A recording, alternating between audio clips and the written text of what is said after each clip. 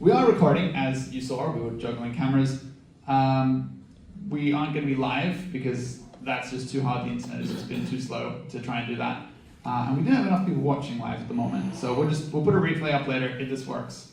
If it doesn't work, you will hear anyways. So I'll be sharing the slides around as well afterwards. If you do want to be social, if you want to go on social media and talk about it, you can. You can use the hashtag, or you can just do your own thing. I'm not going to tell you what to do. All right, tonight, I hope these slides are updated. Let's see. We're going to have, well, we would have had the City Knowledge Hub intro, but they couldn't make it. They had a last minute thing to duck out. But basically, we're here in the City Knowledge Hub. They have been amazing and provided the food and drinks and this entire space. And the fact that we have a microphone and things to use without me having to organize any of that, which is very, very useful.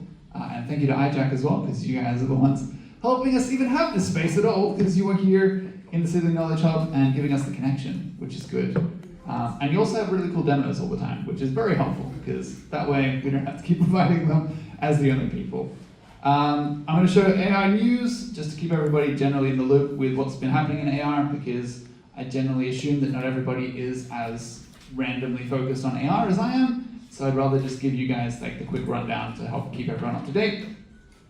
We're going to have Graham telling us about some AR career opportunities. He'll be the person to go to if you want to have any more info on how to get a job in this industry, or if you've got any questions. There'll be a little bit of an open mic if anybody's got random questions, if you're looking for anything in particular, if you just got random questions about AR, anything like that. Then EyeJack are going to be giving a talk on some really cool stuff that they've done at the Lincoln Center. I knew I didn't update something. Anshul is going to be giving a talk as well. Now it's more of a mystery of what he's going to be talking about. But if you're paying attention on the meetup, it does have the information there. To stop people from leaving. Exactly. You keep the mystery, and you don't want to miss it. All right, so we're going to skip that Knowledge Hub intro. We sort of gave a quick intro before, but thank you again to the City Knowledge Hub for giving us this space, because it is incredibly useful, and it is very hard to find a space big enough to be able to do things like a whole bunch of demos all at the same time. So this is very, very useful. If you do want to get involved next time, if you've got AR demos, it doesn't have to be like a fully fledged big thing. It can just be you've randomly built something over a weekend and you just want to see what people do when they kind of try it. And you don't feel comfortable showing your family or friends, or your family and friends are lame and don't care and don't want to try it. If you want to find people who are actually eager to try this stuff, come along here. You can showcase it similar to what we were doing just before. That's me. You can contact me, basically. I'm head of engineering at Nova Entertainment, the radio station. That's what I do a lot. And then I'm also one half of the Reality Crafters with my wife Mary over there, and my tiny daughter Nora. She is rubbish at coding, but she'll get better.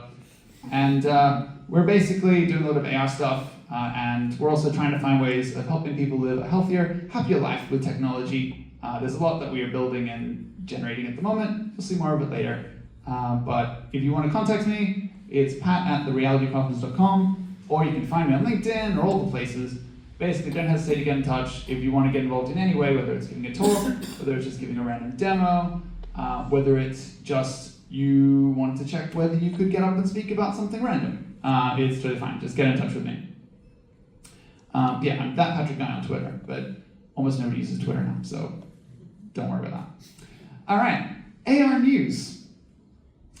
This one was just Meta being mean and doing something the exact same day that I'm about to give a meetup, so I have to update my slides very last minute. But Meta, if anybody has already seen the Meta Ray-Ban glasses that are out, they are becoming very popular, especially popular enough that they're on a graph about all the different regions that have smart glasses now. Australia was about 13-14% globally, largely thanks to Meta Ray-Bans. Apparently people are buying them, especially in Australia, which is good. If you didn't like the Ray-Ban look, Oakley, another brand that are also, I think, under the same parent company, now have available for pre-order their own version of smart glasses. Does the exact same stuff as the Meta ones, just different styles, basically. So if you're more of an Oakley person, you can now get your hands on a pair of them that way. If you're more of a Prada person, apparently Prada is also within the same parent company, and that's coming soon. So if you're more fancy luxury brand Prada wearers, then wait a little bit longer. In sad news, if anybody's been building stuff with Adobe Aero to make AR demos and little things, it's shutting down on November 6th, 2025, which means absolutely everything ever made on that platform will no longer work. Pretty much by December 16th, they delete everything, which sucks. So sorry to everybody who were doing that, but try and not from this point. The next thing that was a really big deal was that Apple code got leaked and confirmed that the next Vision Pro that will be coming out potentially as late as the end of this year will have an M5 chip in it, which is a chip that is not even been announced yet and will theoretically be announced in October. So it's all kind of being announced ahead of the actual chip itself. We don't know how good this chip is going to be, what it's going to be like, but apparently the Apple Vision Pro next version will have that in it. So theoretically, it should be way, way faster than the current one that you saw today. Another thing that is just there to confuse everybody, I've talked about it at previous meetups. It was an operating system called Augment OS. That is an open source operating system that a group in America have been building. They've changed the name. It is now Mentra OS because they've also got Mentra glasses that you can purchase that they're sort of building on their own. So they just decided, let's just name everything the Mentra name to be less confusing. Mentra OS is by them, the Mentra glasses is by them. It's the OS that also works on glasses like the Even Realities G1, which a bunch of you saw. I was showing you guys translation and things like that on my smaller glasses. They work with Mentra OS as well. It's basically, they've sort of reverse engineered these glasses and a few other glasses to work. They can only do text, really, because you're sort of reverse engineering what the glasses would have done without entirely the permission of the people who made these glasses, which is the true hacker mentality, really. But I guess their main, overall goal is, over time, people will also allow them just officially to have this OS on there. It works relatively well. It's still early days. It's very hackery to use, but the community is quite good. It's on Discord. You can literally talk to the developers who are working on stuff, tell them when things aren't working. You can also make your own apps for this already, so I've been making my own app. I've got an app at the moment that if I'm watching a Twitch stream, I can see the Twitch chat in my glasses and also theoretically respond. Sometimes the speech-to-text works, sometimes it says something I did not say, and that's really awkward because I don't have a confirm that I said that, it just goes off and says it. So it's a use at your own risk app at the moment on their store, but that's fine. It's all cloud-based as well, so it doesn't work for everything. You sort of have to have an internet connection all of the time for anything that you're using, so it doesn't really have access to, say, really speedy access like the location or things like that. You sort of always have to have that internet connection at all times. The other exciting thing, and this was barely mentioned anywhere, which I thought was really weird, for everybody who had used the Niantic Lightship SDK, it was a Unity plugin that was very cool. It's one of the main things that I've used to build augmented reality in the past on mobile using Unity. Their new version of their SDK is the Niantic Spatial SDK. It's basically Lightship SDK but renamed. It now works with the MetaQuest 3. So previously, it used to pretty much just be you have to get a phone app, you could have it on iOS or Android, and that was sort of the extent of what you could do with it. Now, the things you build on the iPhone and Android could also work on the MetaQuest 3. I haven't tried to port my stuff yet to see whether it would work, but that's quite cool because it means you could make an app theoretically in AR for all of those platforms at once. And it comes with a lot of very interesting features. It's got live meshing, so you can mesh the whole world and know sort of where different things are, where the walls are, where the seats are. It's got object detection, so it knows what objects are using AI. And it has their own virtual positioning system, which is basically being able to place things in really, really specific places, like by a specific statue in Sydney or things like that. So that stuff is very, very cool. The main caveat with a lot of the Niantic Spatial SDK stuff at the moment is that their pricing model changed. So you have to check to see, because it's based on how much usage that it gets. So you want to be sure first that you're not going to really go over their limits with that, because it seems like you'll have to pay. I haven't worked that out myself yet for the apps that I have. They also worked with Snapchat, and we're making a little companion that works with the Snapchat spectacles. I don't know whether the audio is working, but that's okay if it's not, because it's not super important. Basically, they've got a little companion that's sort of, it's a little bit more advanced than the thing I was showing on the table over there. Basically having like an AI companion that could follow you around in these glasses, and you can ask it questions, basically. It's just sort of putting like a little character in your world that is basically chatting to like a ChatGPT, but a little bit more advanced. Sorry? That's awesome. That's cool. It is very cool. That's a good idea. And so that's the sort of stuff where a lot of what Niantic can do is this sort of thing, where it has things like being able to understand the world around you. It knows if you look at a sign, it's a sign. It could work out what to say. It generally can have the VPS stuff that I was mentioning, so know specifically where you are. All that stuff sort of coming together. So that's a look at sort of where Niantic are looking to go, which is enabling this sort of stuff, because a lot of people would have heard they sold Pokemon Go. And we're like, we don't want to do that anymore. We want somebody else to do that, and they're trying to do more of this stuff. Really empowering people to make really cool stuff using AR technology and location-based technology. We also had a little bit more information. It was sort of at the bottom of this article. It wasn't even like the main thing this guy was talking about. But apparently Meta's next version of their AR glasses is going to be unveiled next month. I don't know when it'll be available necessarily, but next month we should actually find out a bit more about it. It'll be about US $800, and it's theoretically going to have a small screen for mini apps and alerts, just on the right lens. So different to the glass that I was showing you guys over there, for those who saw that, which had vision on both. This is just going to be one, which can be a bit weird, and they've already had their, I think it's their CTO, has already sort of said that different people see that in different ways. It can be unpleasant for some people, it can be okay for others, but that's going to be a little bit of a limitation, but it's going to be controlled by a neural wrist accessory. So you'll wear like a little wristband thing that can also help control it if you wanted to. We'll find out more very soon, but if you were really eager and about to buy, say, the Meta Ray-Bans, maybe wait a little bit, unless you really like Oakley, then you could buy those ones. But there is going to be more information about one which will have a little bit of a display coming very, very soon. There's also, and there are many of these that are slowly being built, all of varying qualities, so compare before buying any of these if you are looking for this sort of thing. Some people in this room, I believe, are also working on stuff like this. Basically, there are different glasses for blind and low vision users. This one came out and was getting mentioned a bit. It's available for pre-order, so if you're looking even just at the market to work at how much things generally are that does this sort of thing, this one was about 782 Australian dollars. It seemed it was shipped to Australia, which was also very different to a lot of sites which sort of limit going to Australia and actually giving you anything.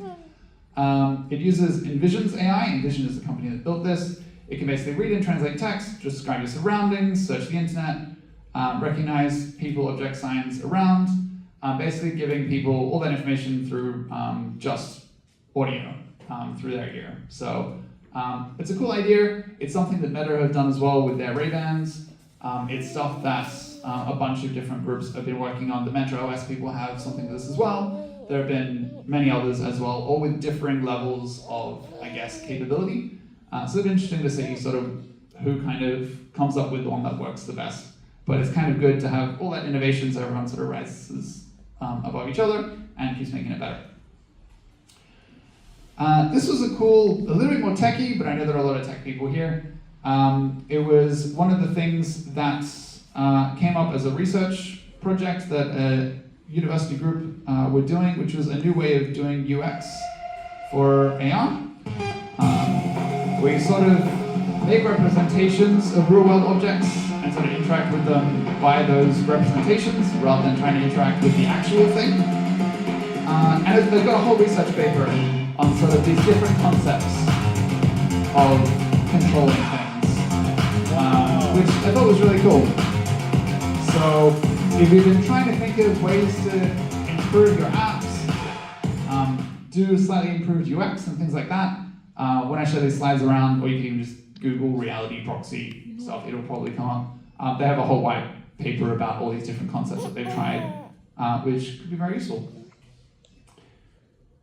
And when it comes to that wristband that I was talking about, this is the group that are working on those sort of wristbands and stuff at Meta. they also have a really, really, really long research paper that came out about their work, basically on controlling things At via Meta Reality wristbands. Labs, we've been developing a non-invasive neuromotor interface that enables diverse forms of computer interaction for novel users. The interface is easily donned and compatible with a broad range of user anatomies. It senses the intricate patterns of surface electromyogram signals produced by the muscles in the forearm during movement. Deep learning models trained on large corpora of consenting participants enable multiple interactions, for instance, 1D continuous navigation. Recognition of discrete thumb swipe and finger tap gestures. And text entry using handwriting. We believe this is the first high bandwidth neuromotor interface that generalizes across people. Yeah, so that's pretty cool. The initial things that will come out from them that will be paired with the Meta glasses probably won't be quite as advanced as that yet, but that's a good sign of where it's all going and where the research is going. This is the main group that have been doing this sort of thing. They've been doing it since before Meta bought them, and they're quite good at it by this point, as I think you can see. That was pretty advanced by the end. I like the handwriting stuff. It's quite cool. And this one I was hesitant to put in because it's not even available here. It's only available in Taiwan, but I wanted to briefly mention it because you might see it mentioned around the internet, get really excited, and then get disappointed. So the team behind Vive releasing their own AI-powered AR headset, and it's like smart glasses. They have like smart glasses and a headset, but they're all only available in Taiwan. They also look a little bit more bulky than the Meta glasses and things like that, but you may see this around, and it's cool even just to see the tech that's going on at the moment. They're all trying to do things like translation for travel, similar to what I was showing you guys earlier as well in person, and this one has things like cameras and stuff in it as well. What's nice of the They're trying to make the interface theoretically is hopefully looking good too. All that sort of stuff, but we'll only know when it actually comes out how much of that's actually real. But things like AI image translation is quite cool, because a lot of the devices that I have at the moment don't do things like that. But it definitely is not going to look like that when it translates images with that fancy, shiny stuff. But it'd be cool to see sort of what it does. I don't know how much of the display, if it even has a display, or whether they're just pretending. We'll see. We'll see all of that at some point. All right, with that, we'll go to jobs, which means we'll get Graham to come up first. Well, I'll bring up his slides. But if you are looking for a job or looking to hire anybody, once Graham's done as well, you can come up and ask if you feel so inclined. But first, here's Graham. Hi everyone. So yes, I'm Graham Walker from Soul Recruitment here. We're a global digital recruiting company. We have a division that's focused particularly on spatial computing, AR, VR, 3D.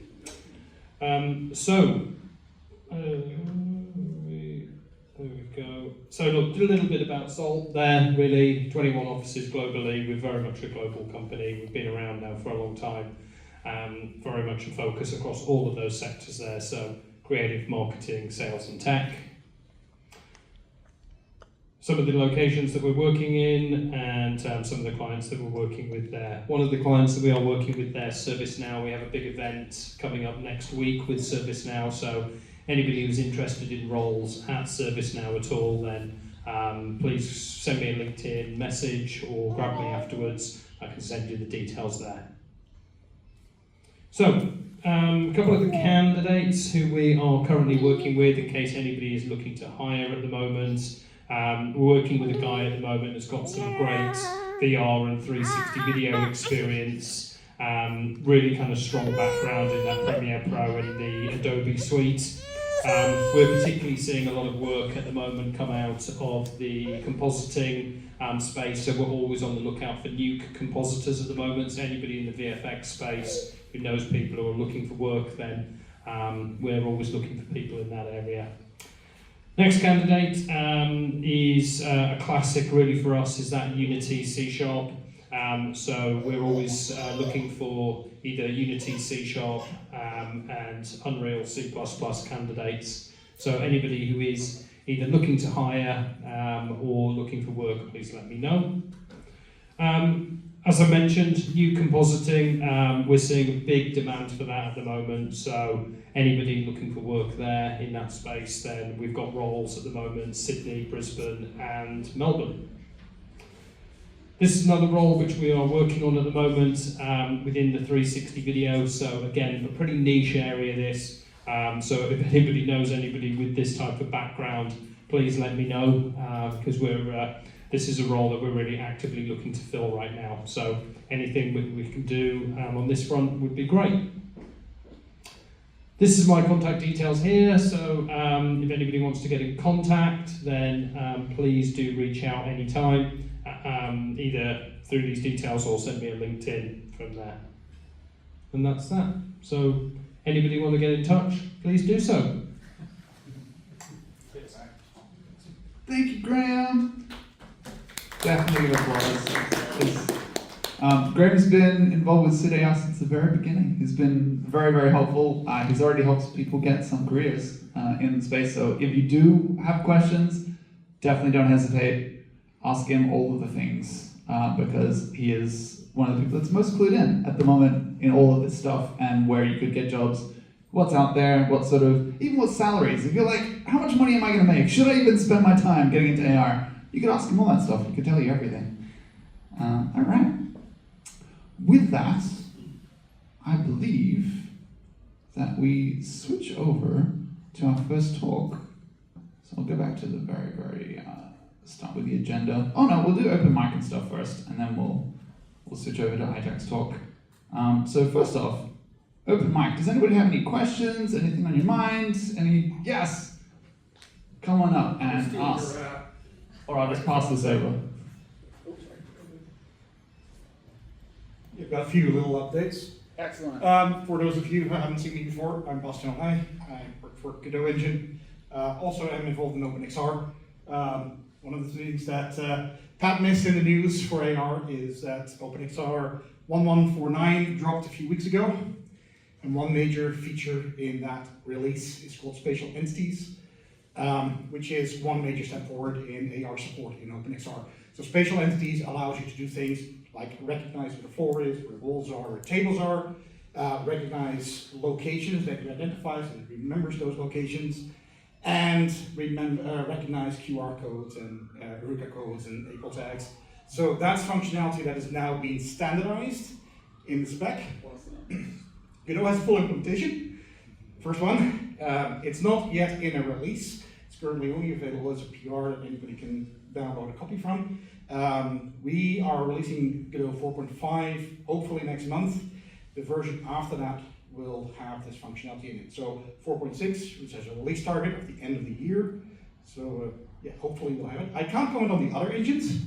I'm hoping that they are going to support that as well. Platform-wise, SeaGraph 2 weeks ago, or last week, we had a presentation with Kronos showing the functionality off on Pico headsets. Only the anchor tracking logic at this point. Can't make any promises what else is going to come out there. Can't make any promises of other platforms that will support it. I know, but I'm not allowed to tell you. But I think that this is going to be an API that's going to be widely supported. And it's an API that's extendable, so next year there are additional functionalities coming to the standard. So it's something that's going to grow. That's my first bit of news. Second bit of news, Godot is running on Apple Vision Pro. Right now, in the current release that's coming out, it's only 2D applications in window mode. Full Immersive XR is coming by the end of the year, if all goes well. Can't promise it, won't know for sure until we actually see it. But for those who have been following us on LinkedIn, Apple themselves are involved in actually bringing this functionality to Godot. So those are my two big updates for Godot in the AR space. Excellent. That is very exciting because Godot is wonderfully open source and way more, if you wanted even just to get involved, people are like, I wish I could help out with this sort of stuff. You can go over and, get involved. Exactly. Cool. Any other people that would like to get up and talk, got anything to say? Random questions? Cool. All right then. I can jump in. You can jump in. Yeah. Come on over. All right, nice to meet you all. I'm Shachar, I'm from Salesforce, sure you've heard of this company. I randomly just walked outside here and I saw this meetup and I'm like, oh, that's amazing, what's happening here? So, part of my role, I work with our customers on field service solutions, field service capabilities within Salesforce, how to provide better service, how to provide better asset management to organizations and so on. And I see the use case of AR. And we always talk about, yeah, of course you can use AR for training, you can use AR to go and do like asset inspection and get all the information, bring it back to the systems and operate on it to provide better service, better customer service, better asset uptime and so on. What I wanted to ask is if you have any customers you want to work on together, any great use cases, any ideas. I'm sitting here and happy to chat, we can do something together, it would be great. Thank you. Thank you. Perfect. And yes, definitely. All these opportunities pop up. It never hurts to just chat and see what comes of it, really. Cool. Anything else? All right. We'll let EyeJack get set up, and then we'll have them as our first talk. I'm Alex. I'm a senior digital producer at EyeJack, and I'm about to talk to you about a project that we worked on for the past year. It's been a big one. We're still working on a new one right now that we're about to release. So yeah, I'm really excited to share with you all the stuff we've been working on. A bit about me. I am been working in the digital AR immersive space for about 5 years. I've got a master's in traditional arts in AR. And yeah, this is kind of like my love. So I'm keen to talk to you about it. Just bear with me because I'm using keynotes and I never do that, so this is like a learning process. So if you don't know EyeJack, we are a creative tech company focusing on like arts, technology. We love storytelling, we love immersive media. We work with an array of clients. You can see here, this is Monash University. This is Tom, the Enrich. Did I say that wrong? Right? Yeah, the Next Dimension book. It's moved on now, but that book's actually just there. So if you want to test that afterwards, that's an AR demo. We also have another book over there you can test. Cool. And that's the sculpture we did just out there as well. It's heaps of stuff. We do it all the time. So yeah, we're going to talk to you today about the Lincoln Center. So we worked with them. There it is. So we've worked with the Lincoln Center previously. Last time we were here at the last meetup, we talked about the Dream Machine. So that was a project we worked on with Nona Hendricks, where we put a bunch of these like avatars and AR works around the space using geospatial AR. This one was kind of like a build on that. So we actually pitched this to them and said, what if we did like a artist residency, but it wasn't just, you know, something physical. They have so much stuff going on in terms of, I'm assuming everyone knows about the Lincoln Center. It's like a place in New York. Okay, cool. I'm also gonna have to pause myself from talking about stuff because I just like assume it's on knowledge because I've been thinking about it for a year.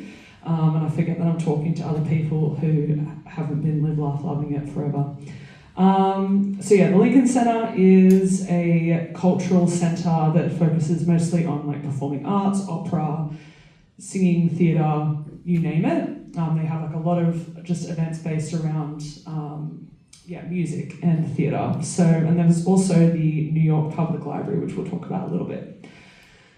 So we talked to them about utilising their architecture as an AR like residency, so inviting a bunch of artists to come on board to take over essentially spatially the architecture at the Lincoln Center every 3 to 4 months. And they loved it, which is cool. And our role was essentially to develop the AR application with our team, and then to also support the artists with creative tools and resources. And for that, we also partnered with Immersive just for the like geospatial technology mapping, etc. So essentially the goal of the whole thing was to expand public access to art and heritage by revitalizing their underutilized spaces, i.e. the site-specific buildings. They haven't got music on the buildings, essentially, is what we're saying. So this is the first residency that we did. So straight off the bat, the New York Public Library was really, really keen, and they had a bunch of archival footage that they wanted us to basically promote and show to the peoples. So I'm going to go about it a weird way. Usually I'd start with where we started chronologically in terms of production, but I thought it was more interesting to just throw you in with cool visual stuff initially, and then I'll talk about the tech stuff, so don't worry, I haven't forgotten. So the general concept and overview was that we were going to take basically the whole Lincoln Center area and create 7 activations that featured this archival footage, but also featured 3D and try to enhance the archival footage, which I'll show you in a tick. Yeah, and that was generally the whole basis of it. So they gave us a lot of footage. We picked it through picked a bunch of different things. They were really flexible in terms of what we picked, but essentially we went from the oldest footage we have, which is the Anna Pavlova, is that how you say it? This is the first time you're saying that out loud. That sounds funny now. Essentially heaps old stuff to heaps new stuff. So there's a big range. So this is an example of the archive footage that we took. We did a whole bunch of different tests in terms of how do we make this look cool in AR? How do we enhance this? So a lot of the ones that just had plain backgrounds, we actually used rotoscoping. We actually used AI, so I'll just play this now. So this is a bit of a slide situation showing you how we worked with the footage. And then we collaborated with a lot of 3D artists and contractors to do that. There's heaps of them. And, well, when I say heaps, I mean 7. So this is another one. This is the Serpentine dance. It's very iconic. I think this is one of the first video recorded dances. I could be wrong, don't look it up. This is another one, really famous dancer, Indrani. So yeah, we're getting lots of different contractors to do 2D artworks and bits and pieces of assembling these in AR. There's a lot of them. Not all of them we use the rotoscoping technique. Some had a lot of vibe and stuff going on in the background, so we just want to keep it kind of true to the footage, but then still put a lot of stuff on. How did you have it so people could look on different angles? That's a good question. In terms of, so in 3D space, if there was just a plane, how to see it from multi-axes. We just plopped it there and I'll show you in a sec. Cool. And we can see it from multiple angles. Sorry, I wish I had a better answer for that question. But yeah, I think a lot of the elements in there were 3D, which kind of resolved that. But we did have a fair bit of 2D stuff that was just on a plane, which didn't look as best from certain angles, but overall, front on looked pretty dang good. Anyways, we'll work through this. This one's my favourite because he's throwing a cat around. The cat is still good. It's probably still alive.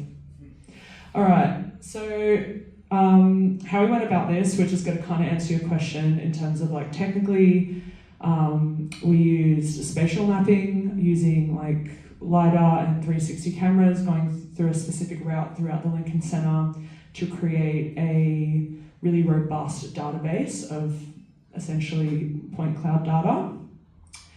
And we use this not only for the tracking, but also to create a digital twin, because one of the big things that we came up against in the Dream Machine project is that we can't go to New York every week to go test, and that's tough. So we created a digital twin, which was really clever. AJ, who usually comes to this, was the developer on that, and he, very, very clever, came up with this concept to do the digital twin in Unity, and then essentially any creative updates that we would make to the assets would just immediately get deployed, and then we're able to test like the next day on site. So that was really, really handy, and I'll give you a little look at that. So basically that was like a nice internal tool that we use. So this is a video just of the scanning process. That's our co-founder, Stu, who's wearing a heaps cool shirt, doing a scan. And yeah, this is basically what we get. So this is for the Dream Machine project, but same process. There's some cool stuff in the Dream Machine, but we're not here to talk about that. We're here to talk about Lincoln Center. So yeah. Did that camera do LiDAR and vision and pixels as well? That's a good question. The LiDAR one, I'm pretty sure we did with the BLK to go, and then that was that scan that you were just seeing, and then we also did 360 scans with that are more like the full HDRI.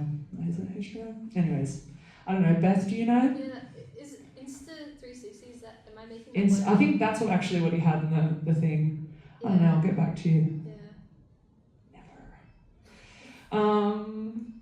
This is just some more visuals of the artwork in 3D. So yeah, this is again using scans and a bit of construction. This is also used for occlusion, which is really handy. So once the person's on Lincoln Center's looking around and gets located, some things are behind other buildings or those types of things. So that was really handy as well. Bit of the behind the scenes in terms of like the tech stack. I'm a producer, so I'm going to look at Beth for certain things. Is that a cool term? No one judge me. All right. So we decided to go with WebXR, which is basically using our native EyeJack app and then giving it kind of more web accessibility, but still using more like having a more robust tracking and high performance system. So these are some of the designs. Another fun thing was that we kind of gamified the tracking using haptics, which is something I hadn't done before, which is like turning around and being able to follow this eye, which you'll see, not here but later. And we also had the ability to like these different items that haven't been found yet, the AR artworks, to get grayed out. And then if they were found, that makes sense, they would kind of come alive and you're able to tap on them and learn more information about them. Another cool thing is the New York Public Library gave us these interviews, or like basically the artists, choreographers talking about their works, and that was another thing that was a part of this dance oral history. So not only were they able to view these 3D artworks, they're also able to listen to the choreographer or dancer talk about their works. This is just an example of some of the onboarding. Stop me if I talk for too long. Okay, cool. So this is some of the onboarding. So this is like on LED screens around the Lincoln Center. We have lots of signage and bits and pieces to get people connected in. The Lincoln Center was really good with their marketing team, working with them on onboarding people. Did you use an app for this? An app? Yeah, what did you use? Yeah, it's technically yes.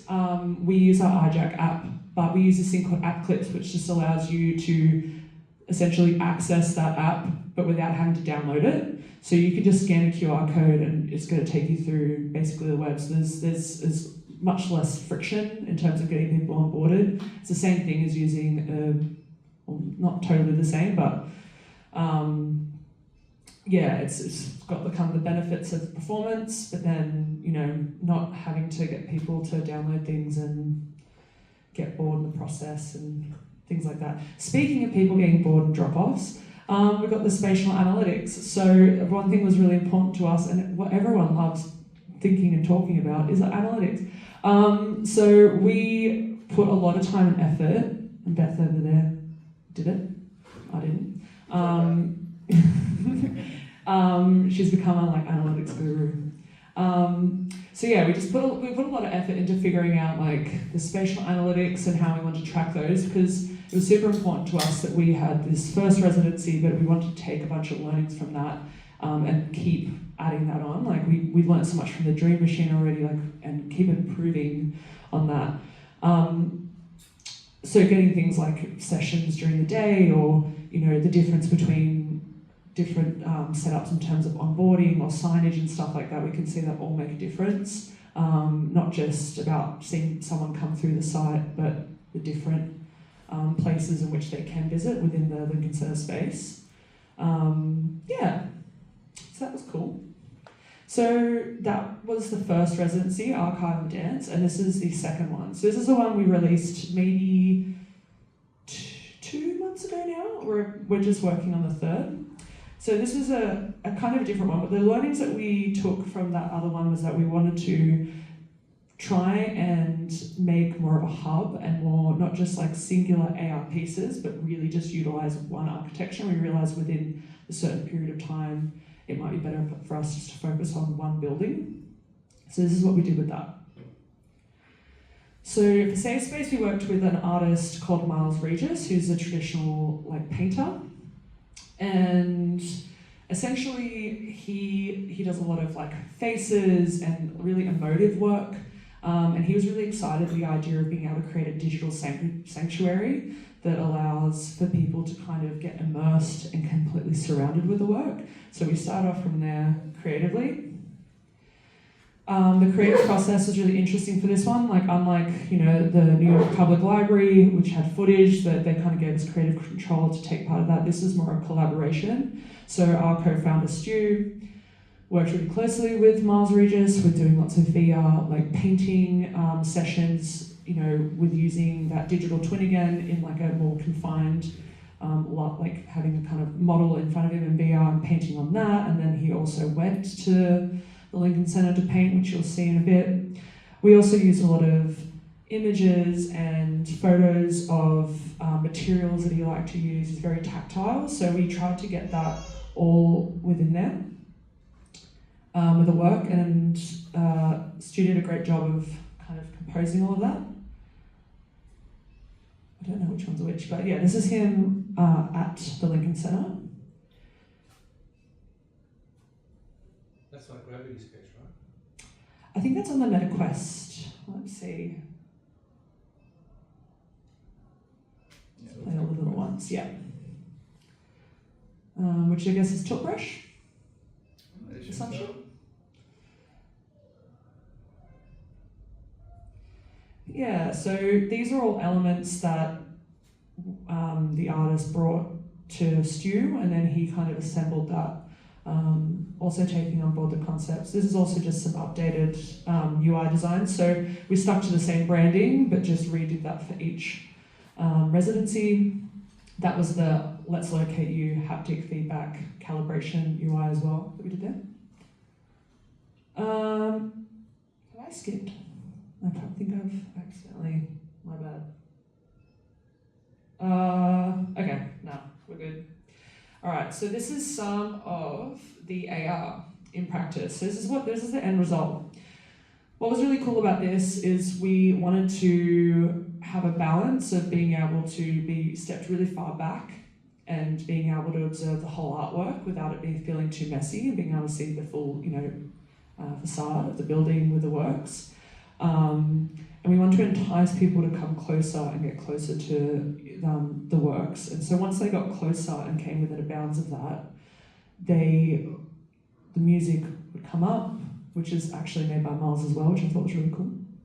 And then they would actually get surrounded by more works. So you can see here they're turning around, there's a whole bunch of more works inside them, which was a nice touch to just help not make it too messy from looking too far back, but then coming in feeling more like you're within an installation rather than... How did you guys get this work? How do they find you? The Lincoln Center? Yeah. I think just networking? I don't know. That's a good question. Surely there's someone in New York that could have done this, right? Yeah, I think what happened is from the Dream Machine project, that was something that Nona Hendricks hustled, and we had worked with her previously on other projects, and then from that we built a relationship with them. and it just trusted us to do a bunch of weird and wacky stuff, which is the best ever. Another really, really cool thing with this, and was also touched on your updates, AR updates, is accessibility being really important.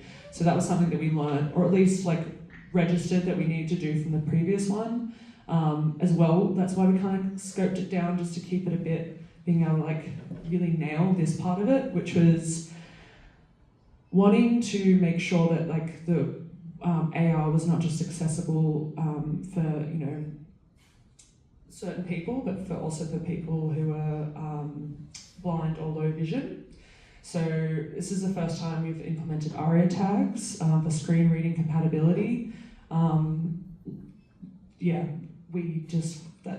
It just needed to be like a necessity for that. But not just to add on top of that, we had a descriptive audio track being made for us. That was written by Madison Zolopany, hopefully I didn't butcher that, who's an access worker and who fosters cross-disability support and logistics. That was a connection through the Lincoln Centre. She was really cool. She went there and like viewed the artwork and created a script for people to be able to describe orderly? Is that right? To describe how that went, and then we got Miles, the artist, to talk through that script. I've got that just here for you now. So I won't play the whole thing because it actually goes quite a while. But if you want to listen to the whole thing, it's on our website. Well, my sound's not on. One sec.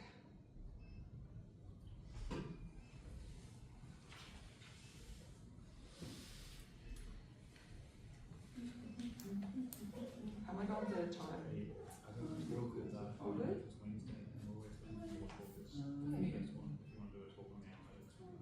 Do you have a recommendation for how loud I should be? Should be okay. HDMI? Yeah.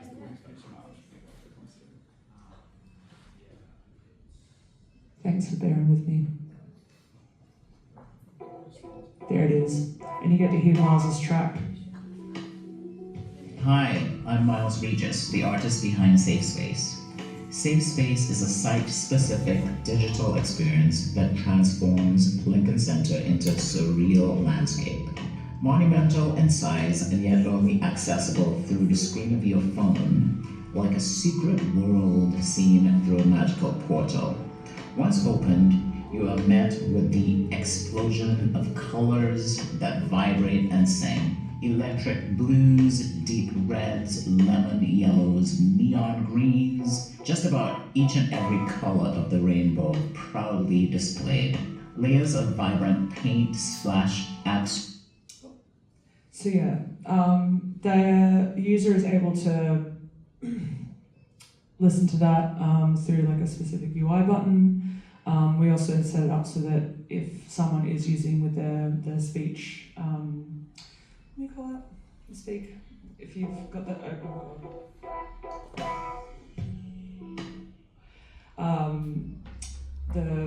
Where it reads out all the UI, it would automatically play that. But yeah, so that was a really nice way for people to be able to still experience it with who are blind or low vision. So that was that residency, which is still at the Lincoln Centre at the moment. This is the one we're working on at the moment, which is called Echoes Be Bloom. So this is with Mahogany Brown, who is an award-winning poet, educator, and performer. We are translating one of her poems, the Echoes in Bloom, into an AR experience. So we're kind of using animations, illustrations, and really bold typography to bring that into a like more visual space. And we're also going to do the same thing in terms of accessibility, her talking through her poem, and also reading out loud her poem. And this is one of the concepts. This is still in like testing realm, but as you can see, they're still using the architecture to showcase a lot of those works, but tying that in with different illustrations. The other thing as well is we're kind of trying to get this functionality where, depending on where the space or different areas that you're in, they're going to kind of bloom into space, which is something we're still testing out. Anyways, thank you. Is the AR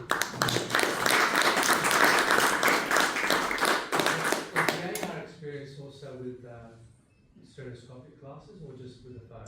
Just with the phone at the moment. Yeah, we'd be really keen to get them on glasses. I don't know if there would be glasses at the moment. Probably the MetaQuest we could have, which we've done those before in terms of Dream Machine. That was completely immersive, like VR. But yeah, I think the AR is a bit heavy, so that's something that we would maybe do in the future. But yeah, for this one we just scoped it so it was available on people's mobile devices. Any other questions? No pressure. Awesome. Thank you. Thank you, Alex. That's amazing. Everybody's seen EyeJack stuff. If you've been coming to the meetups regularly, they do really, really cool stuff. I would say they're one of my favorite peoples that's doing AR. So keep an eye on what they do. It's all very, very cool. And if you do have random questions about AR, they're a really good group to go chat to because chances are they probably tried to do what you're trying to do. So you can skip a few steps and just ask them first. All right, next up, we have Anshul who's going to give, that's not a TBD anymore, that's the actual title of the slide. So that's what we're going to talk about, but I'm going to let him introduce all of it and go through it all. And yeah, think of questions and stuff as it goes. Thanks everyone for staying back. Definitely, but it's all going on. Thank you, Patrick, and welcome everyone. My name is Anshul. So my talk isn't necessarily augmented reality focused, but rest assured, the insights I'm going to share with you will be invaluable. So I'll start with just a little bit about my journey. So I came from the post-production industry many years ago. I worked at all the big companies, Animal Logic, Netflix, Method Studios. And then in 2016, the way I sort of transitioned to this world, the XR world, so we did an experience for the Northern Territory government. So we built like this. So this is like looking at, when the Quest DK2, the Oculus DK2 was released, this like development kit. So we did this amazing immersive experience, all pre-rendered, somewhat stupidly, because very expensive.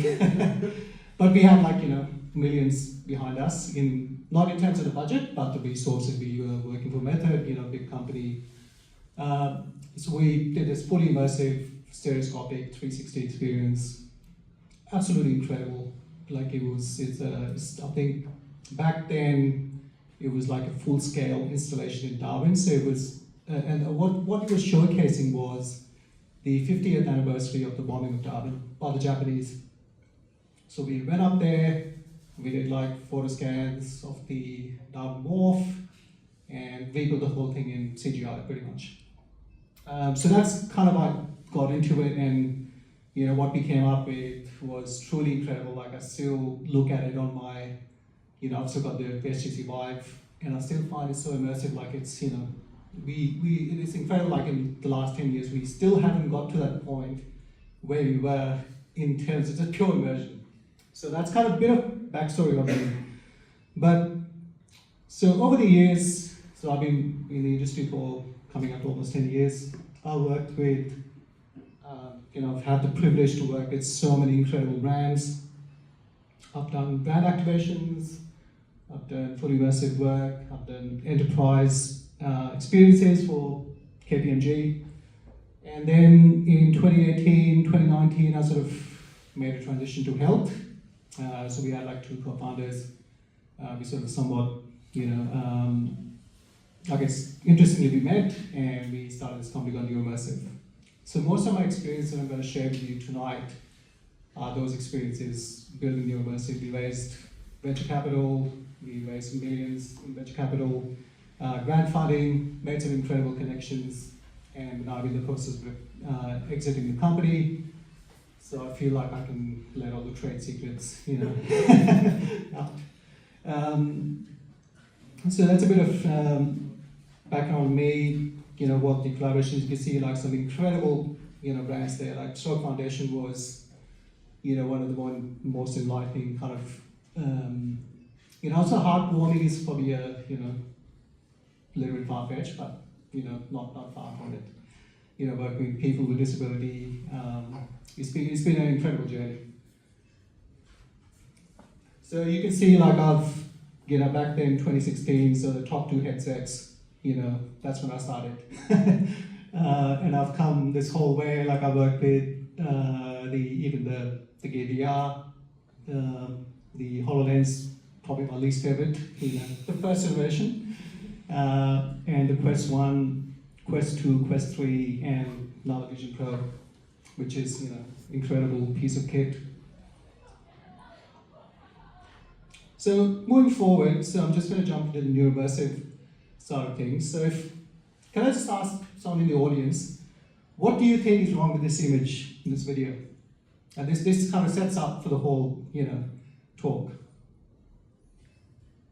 Have a guess.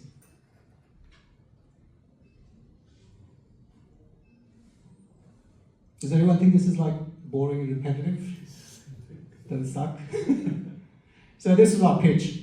So what we built was a rehab solution using virtual reality. And our whole pitch was that current rehab is so boring and repetitive that people just don't want to do it. And it's a huge cost for the government, for the, for healthcare, for caregivers. So then when we first pitched the company, we got investment like straight away. We showed this slide and the next one. So this was one of our initial users. So his name is Angus. So he was a paraplegic, I think. What's the word? Paraplegic. So he had an accident. So he was literally hit by a car when he literally walked out of his driveway, got hit by a car. So he was one of our first kind of customers, and my previous co-founder was in the rehab industry, and this gentleman here was one of his initial clients. So we went to his clinic and we saw this, guy doing this kind of stuff. He was just totally blown away. And I think this was back in 2017. ABC actually did a whole clip on, kind of the emergence of VR in rehab and all sorts of health kind of applications.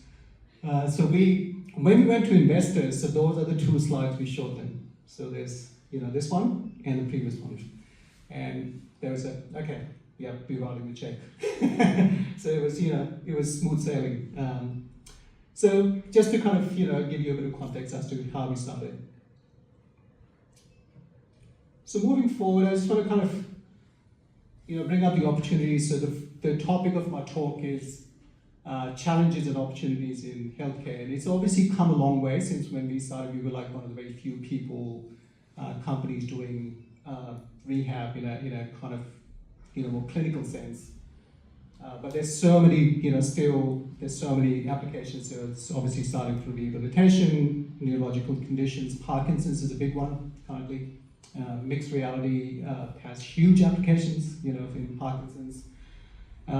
Mental health, that's another emerging one. A lot of companies have done really well in that space. Pain management, so once again, it's all about the dopamine immersion and people, and we often find that some of these use cases, when you disconnect yourself from reality, it's truly incredible what you can get the brain to do. People like, having worked in the industry, working with people like hundreds of people with disability, the one thing I always, that sort of blew me away was you have a person walk into a clinic and they feel like they've got, like an impairment or a disability, but then you put them into XR and they're just a different person. They can do things they didn't know they could do. So that's a true kind of the potential of the technology that we saw, and we sort of gladly we built that company. So these are some of the opportunities. Obviously, there's areas like skills training, surgical training. I'm not including those in this talk because they're sort of more, they're sort of slightly different use cases that, I guess, technically speaking, still help. But my sort of focus is to how can we benefit people directly? How can we improve their lives? So these are some of the use cases I've picked. And there's some great companies doing some good work. But with opportunities, obviously there are challenges as well.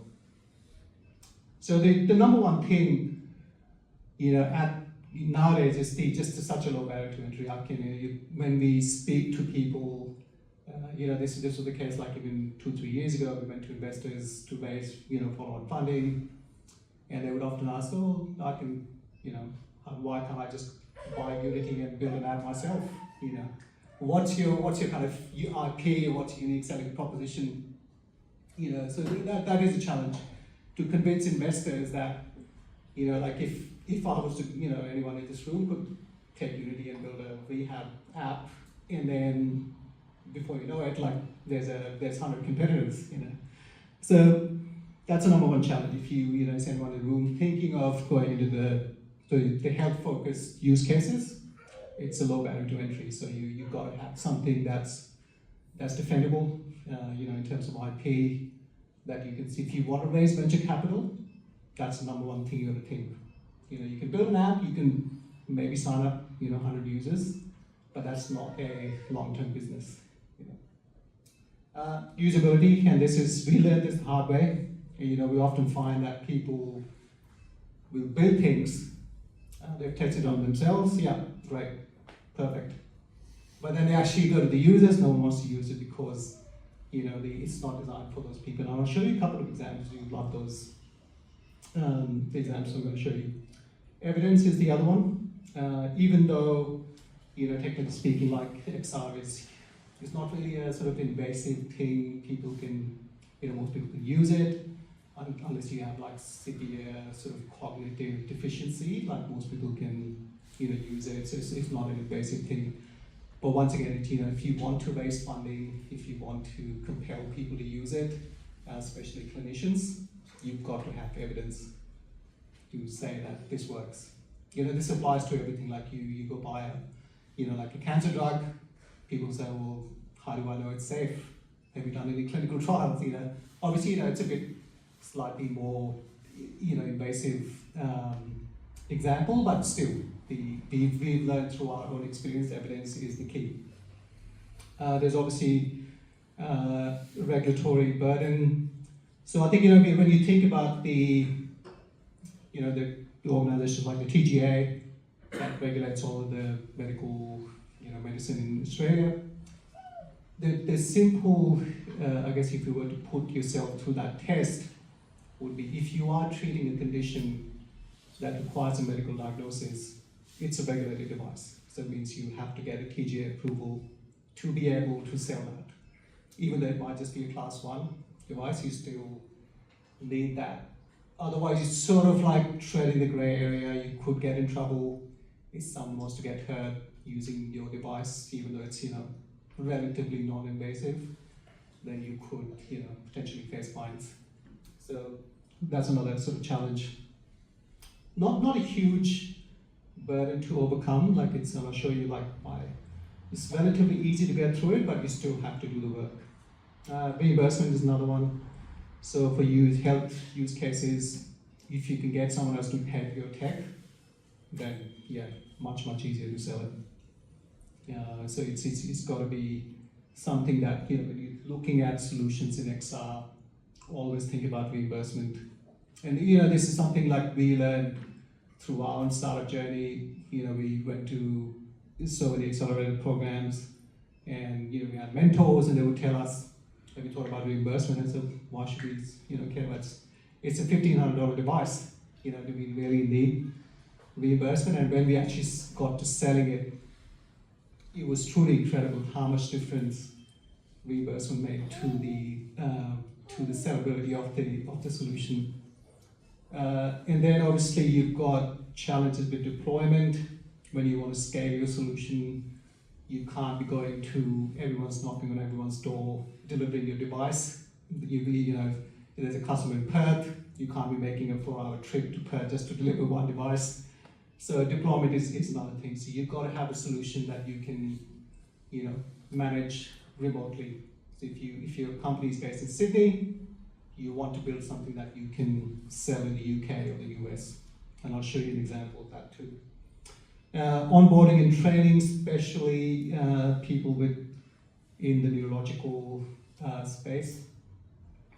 It's a real challenge, and we've learned that through our own journey.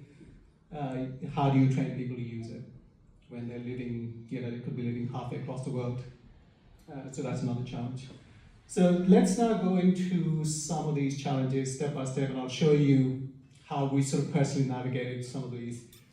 And this you'll find this insightful. So let's start with usability. So this is an image from, I think, roughly about 5 years ago. So when HTC Vive was, the top headset, we didn't have like the Quest 3, no hand tracking, huge challenge. Getting people with low dexterity to hold controllers was a massive challenge. So what we ended up doing was to actually bought these, the hand trackers. If anyone's been around that long in the industry, you probably remember those. You have to strap them up. You've probably seen those. So you have to strap them up. You have to, And we bought, I think those sort of like aftermarket straps to screw them on, and then to put them on the person's hand. But it worked. It was much better to have that than get someone who has no finger strength to try and get them to hold controllers. So usability. So we did that testing nice and early. So this lady here was, she had a aneurysm at 22, so very young. And I think she was one of our brand ambassadors in the company. And then she remembered, I think it was one of the things that struck me the most, like when she shared her story with us. And I think the first thing she said was like, when I had that episode, my whole left side of the body, or the right side of the body, felt like someone just put like glad wrap on it. It just went numb. And then she used it, and during the course of even just user testing, she saw improvement in the hand function, so which was like truly incredible. And she's still with us, even though we're sort of going through that transition in the company. But just the first example of how to use a test, make sure that you can hold controllers, but you think about your end users. If they actually do it. So this one, I'm just gonna have to click on this to make it better. Apologies for the slightly annoying audio. So this is sort of like another level up. So this gentleman has not stroke, hypomotor neuron disease. So this is kind of like the mid-level hand function. So you've gone from, relatively high hand function, which is the other person before, to this. So it doesn't loop. I'll just play it again. So sort of mid-level, relatively immobile. But by that stage, like when we start to commercialize the solution, we had hand tracking, so things were so much more easier. So you can see like this person is using his hands to interact with things. So the clip on the left, the left side you're seeing is actually from inside of VR. So he's interacting with things, killing germs. So so we went through that process, throughout the sort of development of the product. Constantly user testing, going to clinics, making sure we cover as many people as possible, who can use it effectively.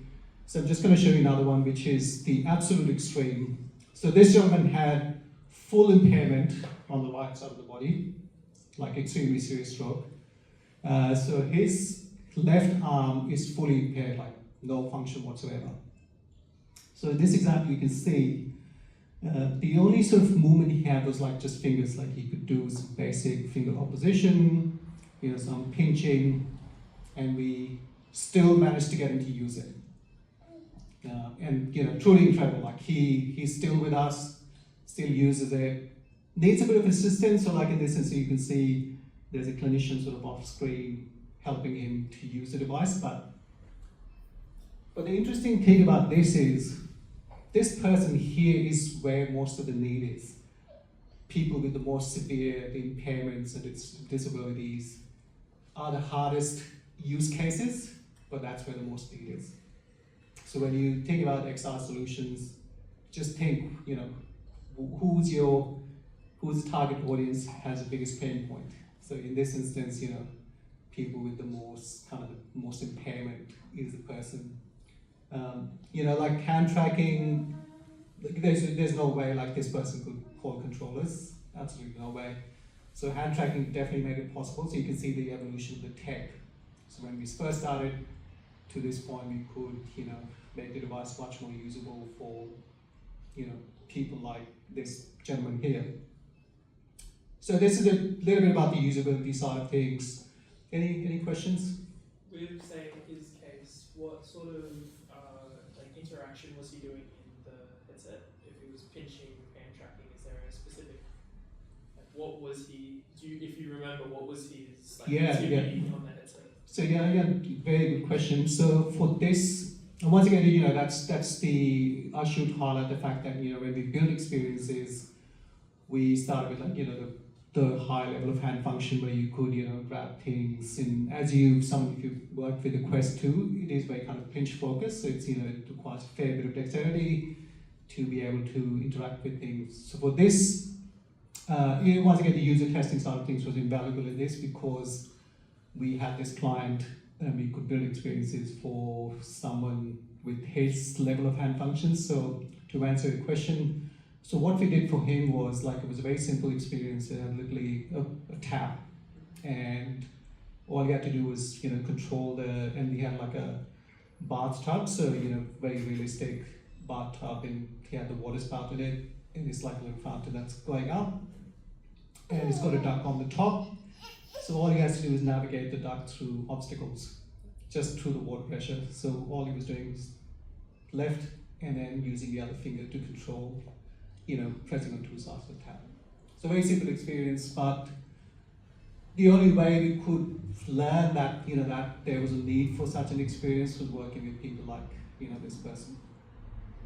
So usability, absolutely paramount that if you're building solutions in the health use cases, like it could be cognitive training, make sure you use a test. Question as well. Yeah. So in terms of, there seems to be like a gradient of level. Yeah. Are you doing anything bespoke for people, or are you just trying to create things that you use a various amount of dexterity? Yeah, that's a great question. I think obviously with AI, it's definitely more possible to have more adaptable experiences. Like you could, build different levels of difficulty for people. But when we were building this, it was very much bespoke. So we had, the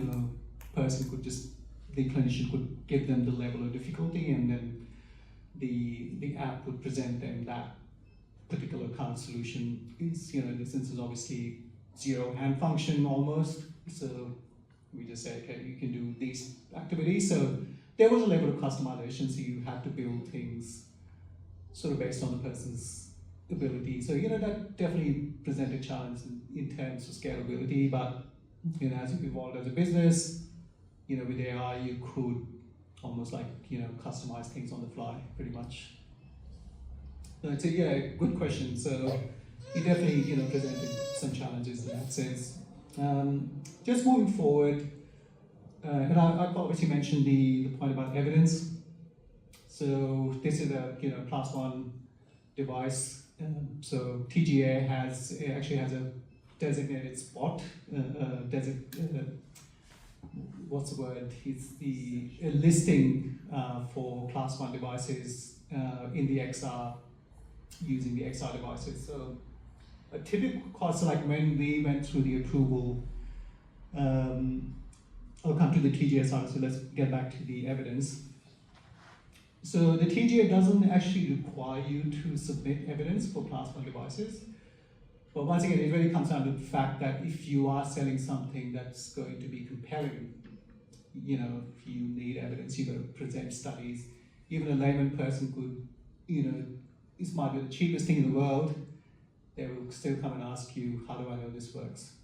So evidence is key. And, you know, some of the companies that have done really well in this field, you go like, I think an example you could look at is Applied VR. Over in the US, it's a pain management platform using VR, you know, studies after studies. They've done like hundreds of studies, publications, and that's why they've done well, because you've got to be able to prove that your solution works. So evidence-wise, this is just an example, phase 0 study. You know, you can go through all these steps, study protocols, so these are the requirements. You'll need ethics. If it's an unapproved device, you'll need to get an ethics. What that means is you have to, basically, if you want to test it on human subjects, you have to get ethics approval to do it. Then there's a challenge of recruitment. People with disability often a little bit averse to, you know, trial participation. So you have to go really hunting for people, you know, who want to take part in the trial. Then you've got to get a clinician who will actually undertake the trial, train them in using XR devices, and then you've got to publish the findings as well, which is the real key. Because you can do a study if no one knows about it, it's virtually useless. So, you know, if you want to do a phase 0 study with those steps, roughly about $50,000. So not prohibitively expensive, but still, you know, as a startup, you can not many startups will have just $50,000 in the bank to do it. What I typically recommend is partner with a university, and that can offset a lot of the cost. You can get match funding to universities, get ethics virtually for free because they love publications. You know, they've got academics just sitting there just wanting to do studies, so, you know, can offset your cost quite a bit.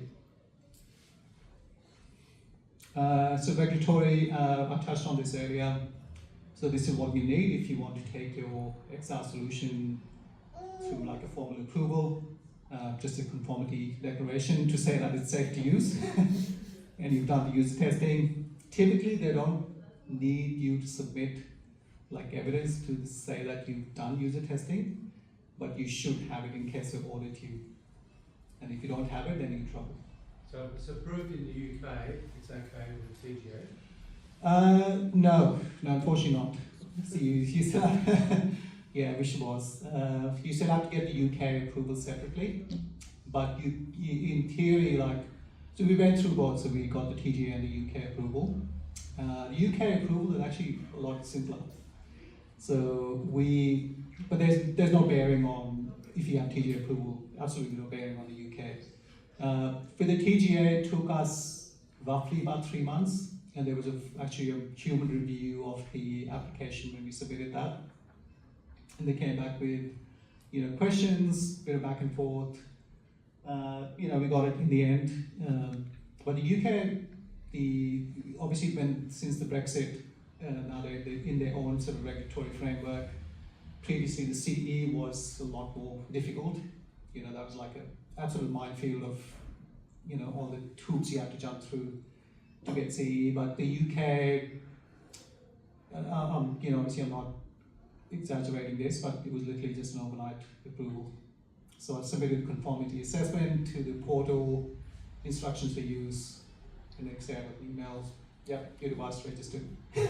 So the stuff that you did for Australia was okay to submit to the UK? Yeah, so instructions for use was exactly, we didn't make any changes, all we had to do was once we got the approval, we had to do the UK CA mark on it, which is similar to the CE. So that's a requirement by the law. But in terms of like submitting the documents, no difference.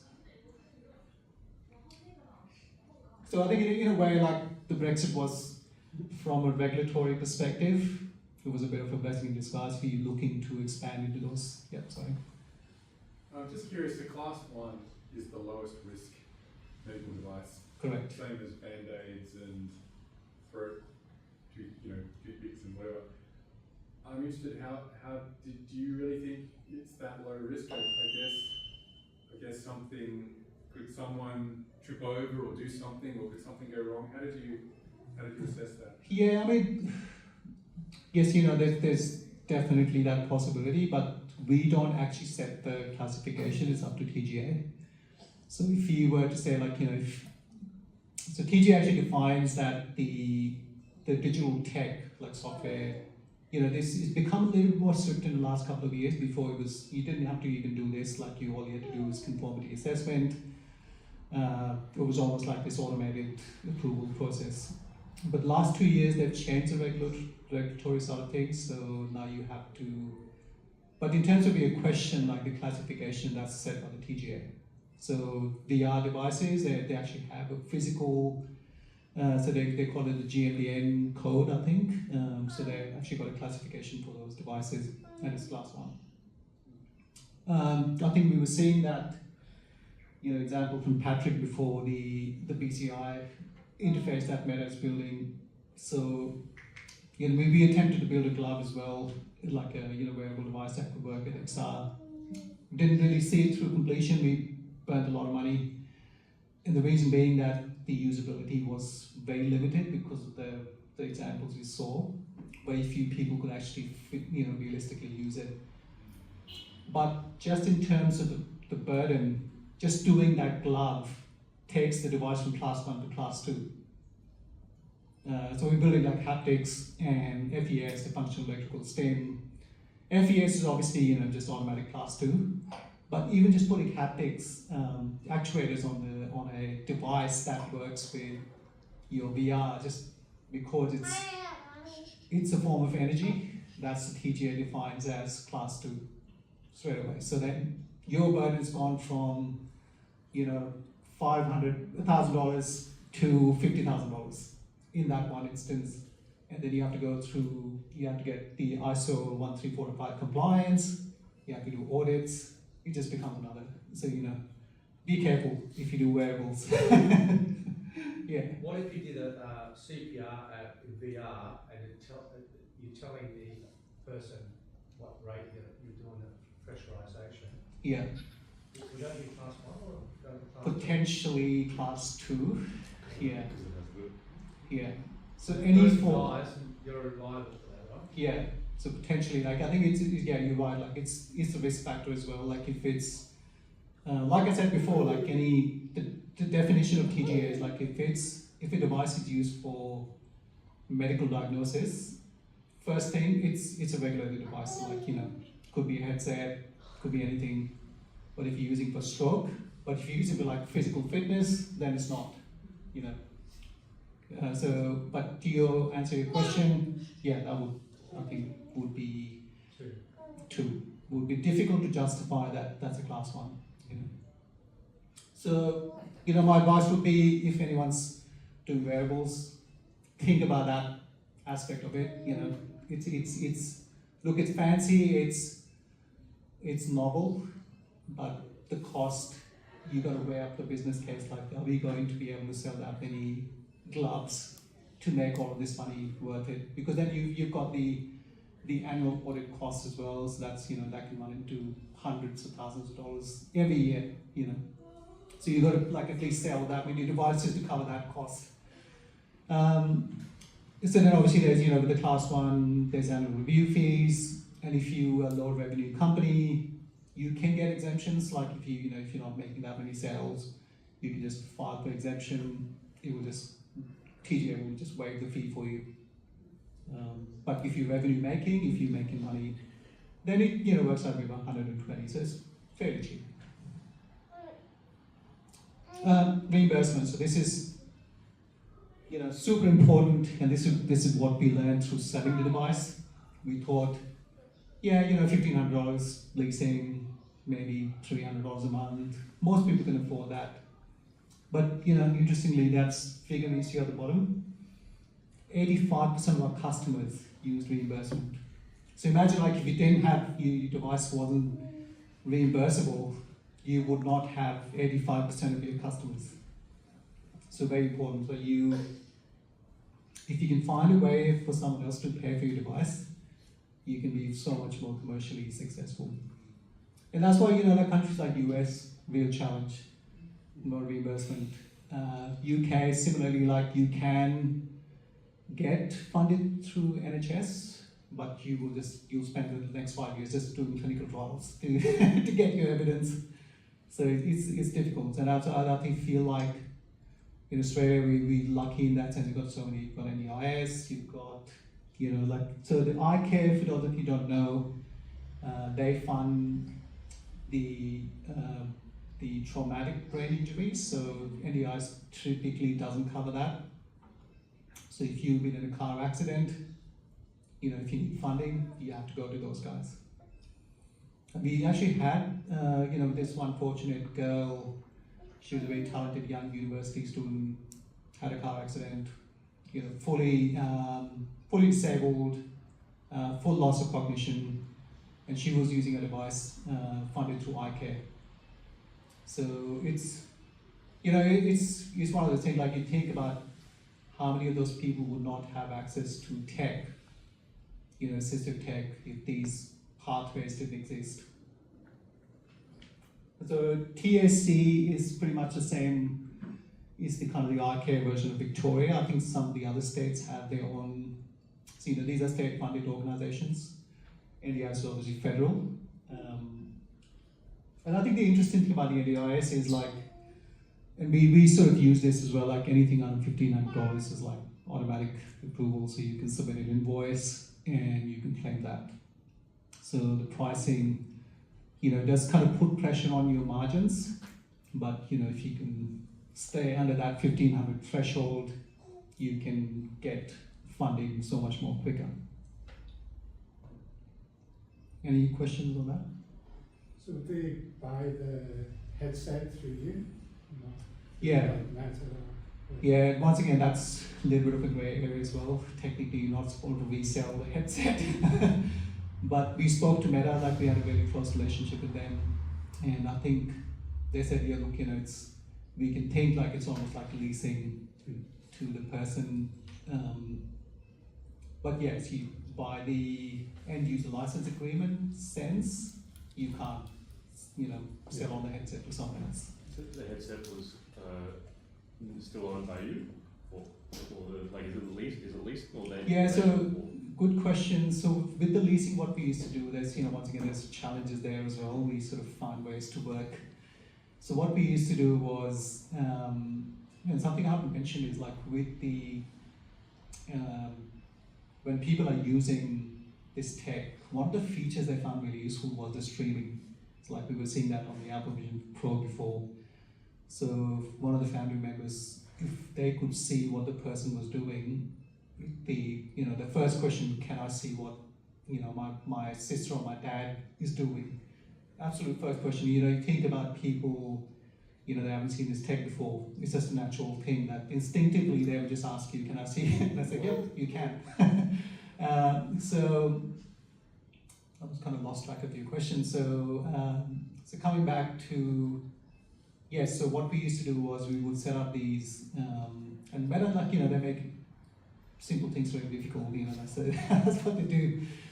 So if someone was to log into the Quest app, which is the Horizon app, so that's what they needed to stream content similar to what you were showing. So they obviously needed like the email address and the login. So then it becomes a challenge because you can't have a person use their login because the login they need to use has to be the one that's being used to set up the headset. So what we used to do is when we were shipping out lots of these, we would just set up we ended up with 500-600 aliases. So we set up our own company email address we'll just call it Immersive _lease_1, and it's kept going up and up. And we just configure the headset using that, and we'll just put a little label on the top of the headset. Hey, this is your login, and once you're ready, just use this login. So simple, sort of probably I guess relatively trivial sounding problem, but then becomes bigger and bigger. So that's how we did it. So and each headset's insured, is it? If they break, you just get it replaced. Yeah, so with the leasing, obviously the warranty stays with us. But there was a lot of customers who would just purchase it like through the NDIS pathway. They said $1,500, might just buy it. And then in those instances, we used to onboard them using their email addresses. So we'll just run through a Zoom session. Give us your email address. We'll link up the headset. Surprisingly, like it was not that hard. Like we could get it done within a couple of days and send the headset.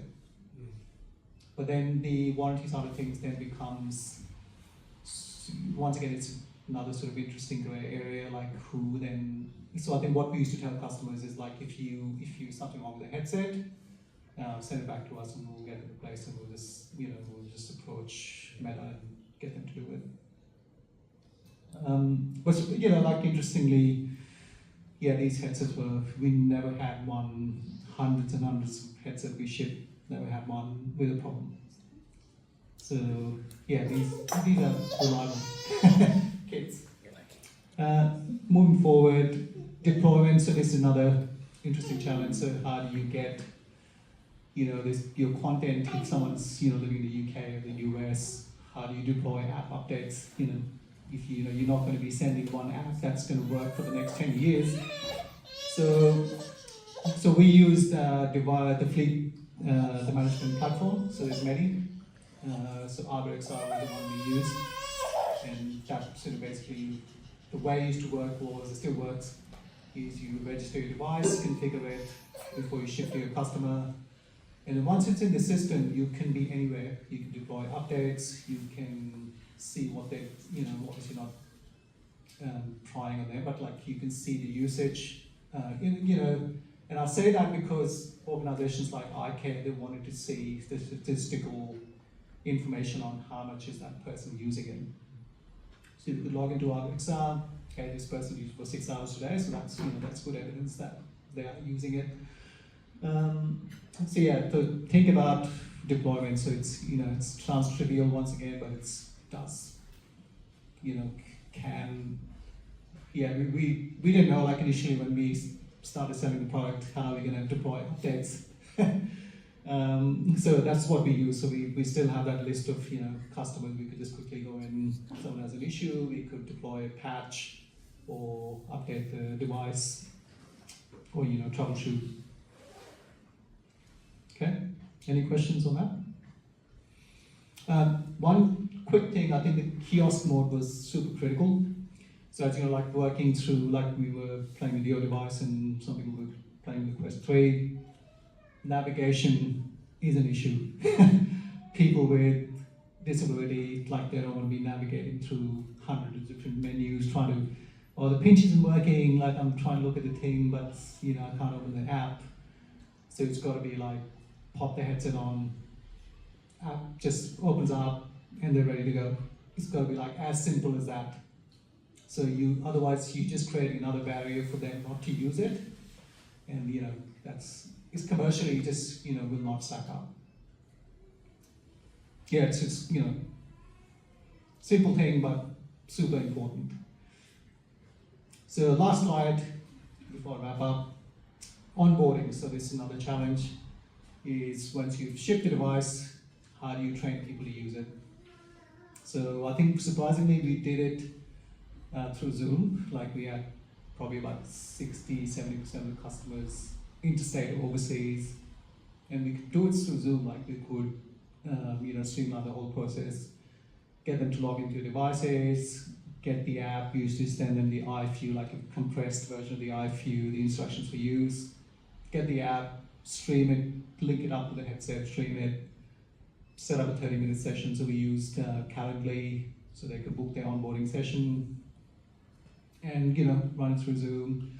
They can invite the clinician if they wish to, just to help them, just with the onboarding process. It worked surprisingly well. That's one thing that did work well. So that's I'll probably finish there, I think. So that's my contact. As I said, we sort of in the process of exiting the company, and so feel free to reach out if I can help anyone in any shape or form. So hopefully that was useful.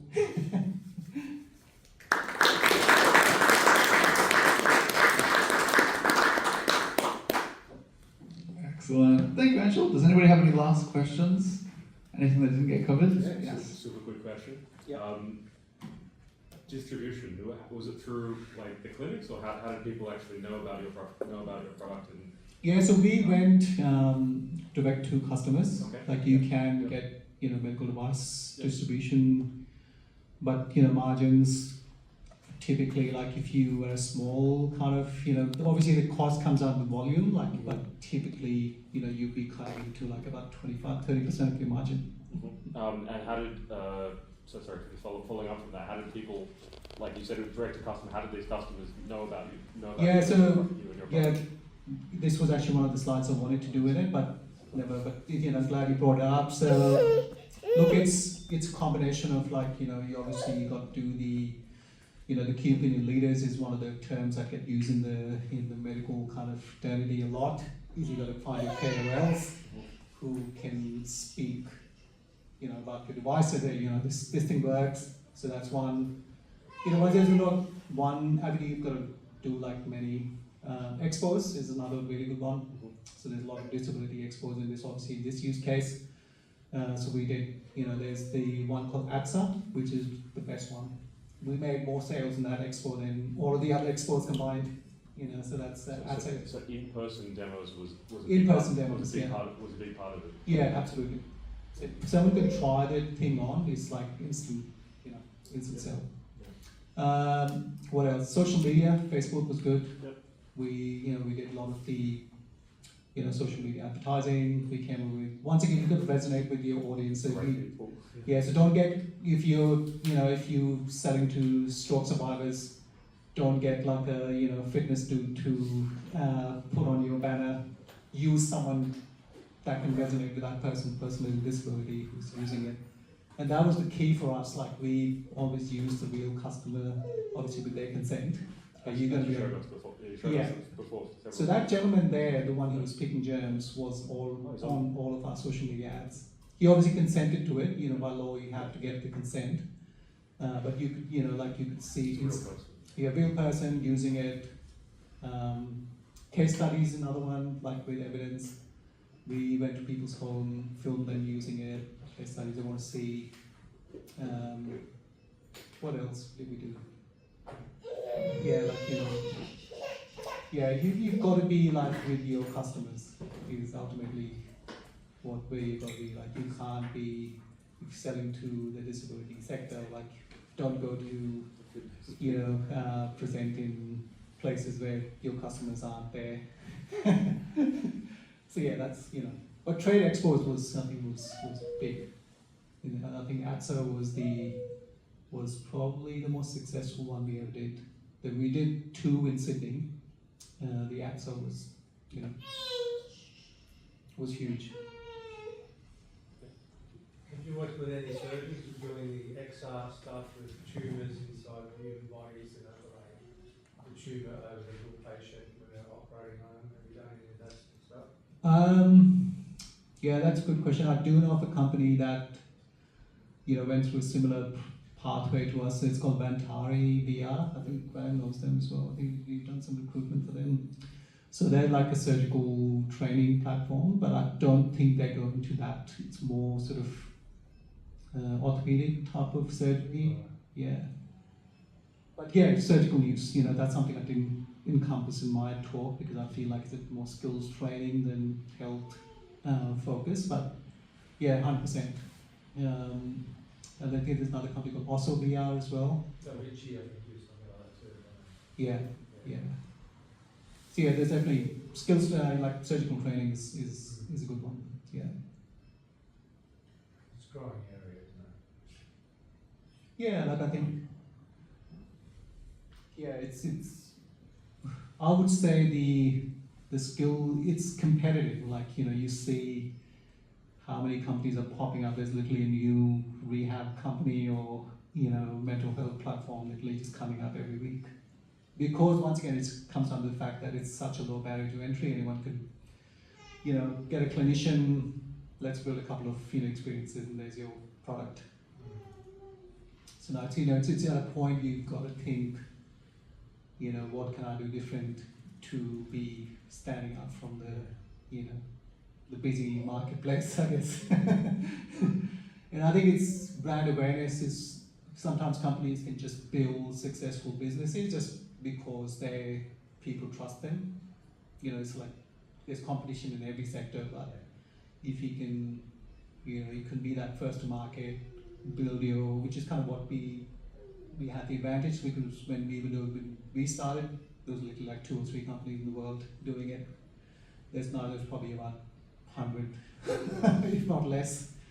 So we did have that slight advantage that people knew about us before anyone else. But it's tough in current climate. Yeah, there's so much competition. We're talking about AI. Yeah. Not AI. Yeah. And then like if you were to go and raise funding, you're serious about building something. Unless you've got some defensible IP, investors will not want to speak to you. You just cannot understate that. It's like overstate that. If you're building a company, you've got to raise capital. Otherwise, you're just building a lifestyle business. And when you raise capital, number one thing, what's your IP?